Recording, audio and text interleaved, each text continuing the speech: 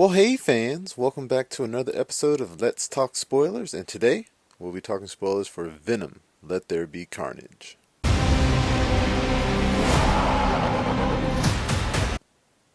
Now, if you've seen my videos before, you know I thought the first Venom movie was a turd in the wind.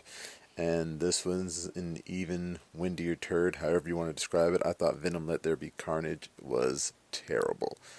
Which is why I gave it a 2.5 out of 10.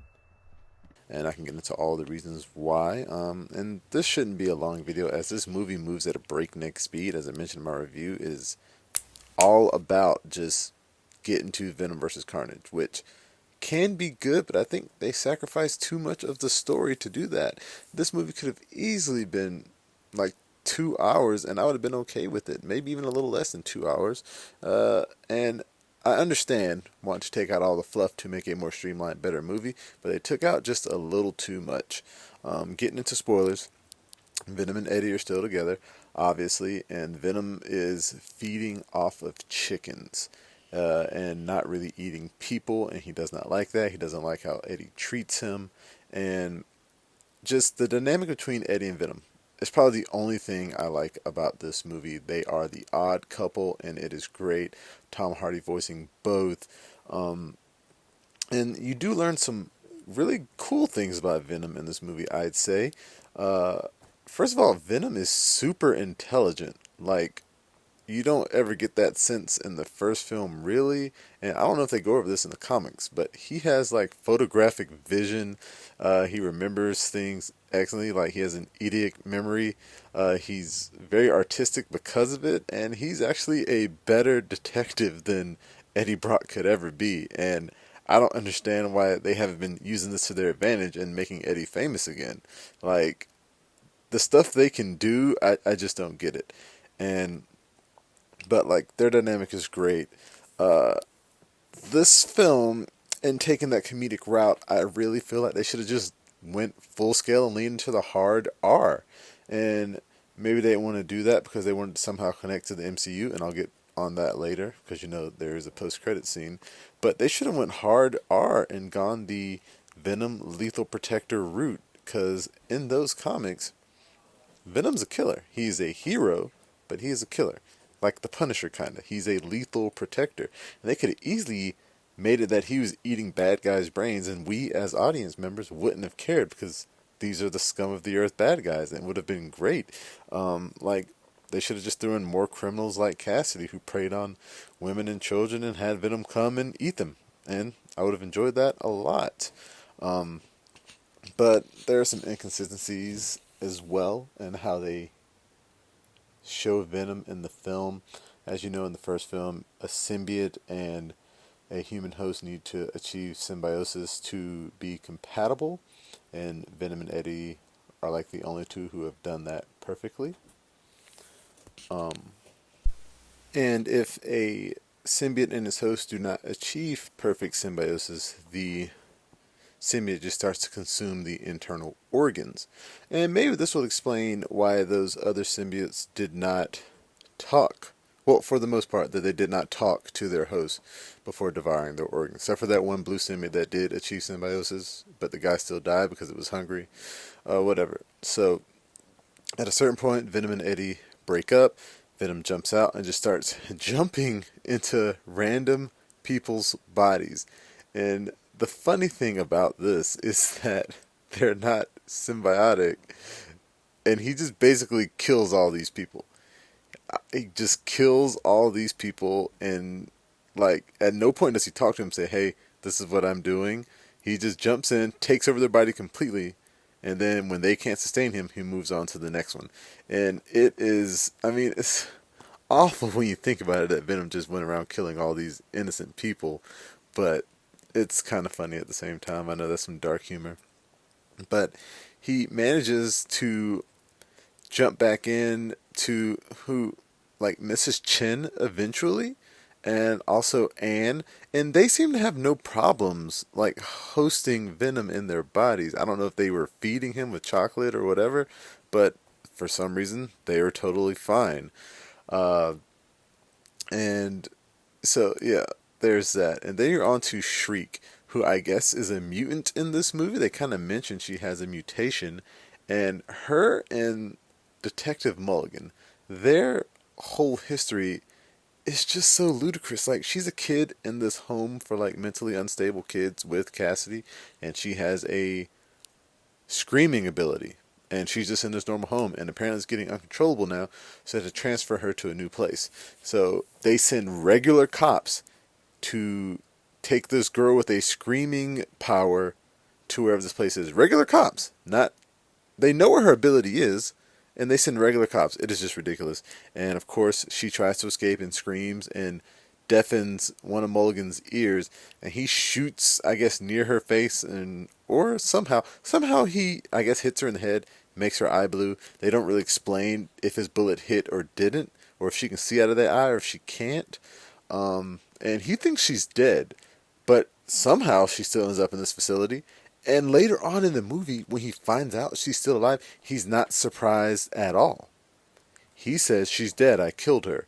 Hey, by the way, she's alive. Nobody told you." It's just another plot hole that just is ridiculous. I'm sure there's some storyline on the cutting room floor to where he finds out that, oh wow, I can't believe she's still alive. Why didn't anybody tell me about this? Also, we don't see any other people with powers in this movie. It's strange that she's the only one that shows up. If you're building this expanded Sony Spider-Man universe, why not give teases for other superpowered beings? It is awful. But of course, at one point, Kasady bites Eddie Brock and gets a little bit of the Venom symbiote in him, because the blood from Eddie has the symbiote in him. And like, Venom should know, hey, by the way, if he broke skin and got some blood, there should be another symbiote that should grow. But they don't explain that. He just gets this sentient symbiote in his body, and they come with the name Carnage at some point, and he saves his life, and they break out, and he has all these cool like powers he can do with his symbiote that Venom never shows, like him shooting the spikes and making the weapons, and the tornado, which was cool looking but weird. And this would have been the perfect scene for a rated R bloodfest of him just eating brains left and right, but no, they kind of hide it. It's so silly, and it could have been great. And of course they eventually fight in the end, and I don't want to go on too long, but basically Carnage doesn't like Shriek because, of course, her voice is damaging to him, but Kasady loves her. They have this weird, stupid red wedding, as they call it, and like, Carnage wants to kill her, Kasady doesn't, so they're not symbiotic like Eddie and Venom are, and eventually they win. They kill Shriek. Venom eats the Carnage symbiote, and then they bite off Kasady's head, and they go into hiding. Also, Mulligan, Detective Mulligan, at some point, he gets a symbiote in him, I guess. His eyes start glowing at the end, but at no point do they show this. There's like a lot of things I'm sure this film left on the cutting room floor that I just got to think about. What else did I leave out? Oh, yeah, like when they first fight, Venom, he sees Carnage, and that whole interchange is just so silly. They both morph, and then Venom's like, "Oh shit, that is a red one," and he turns back. So then Kasady turns back. He's like, "Hey, are we gonna fight or not? What's going on here?" It's like a joke. It's really like a joke, and they never explain. What do you mean that's a red one? Are red symbiotes more powerful? What does that mean? Never explained. It never explained. But like I said, this movie was awful. And if you think this spoiler episode is lackluster, it's because the movie is lackluster. There's not really a lot to spoil because, like I said, it moves at a breakneck pace from beginning to end. Now on to that post-credit scene, which is the best part of the film. Kinda. I mean, it's not very long, but basically, Venom and Eddie are transported into the MCU. And clearly this is something to do with Doctor Strange's spell and Spider-Man No Way Home. Because they're just laying in that, like, hotel bed somewhere in South America, I guess, or Mexico. You don't know, you never really find out. But they're just lying in this hotel bed, and Venom's talking to him. Then this bright light comes through, and the room morphs into a different hotel room.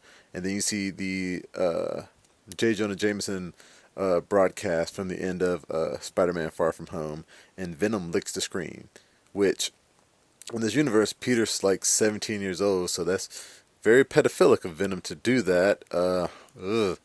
They probably should have just did a different thing, like, oh my goodness, who's that guy, or something like that.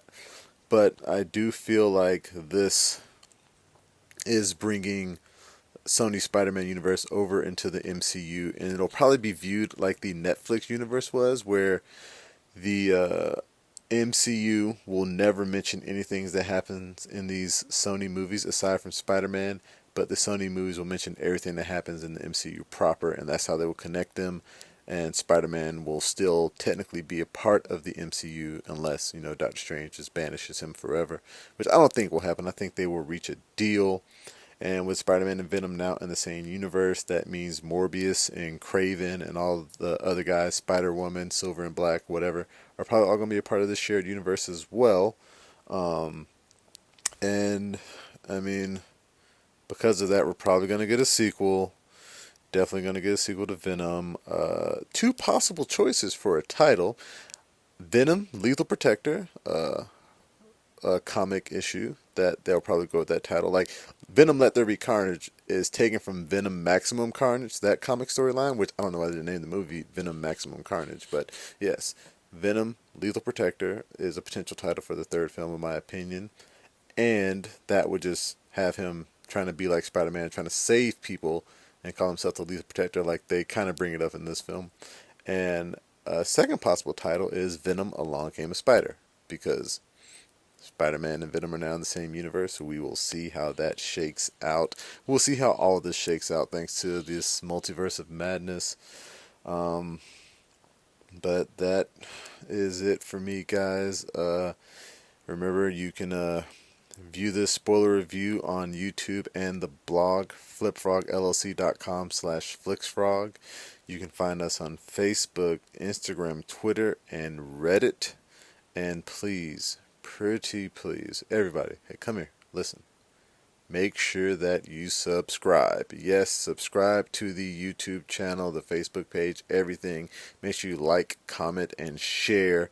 The next Let's Talk Spoilers will be Spider-Man Into the Spider-Verse.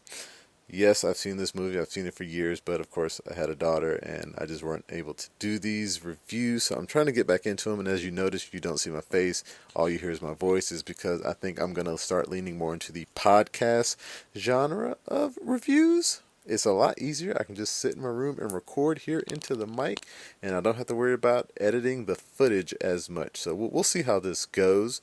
And until next time, I'll be seeing you.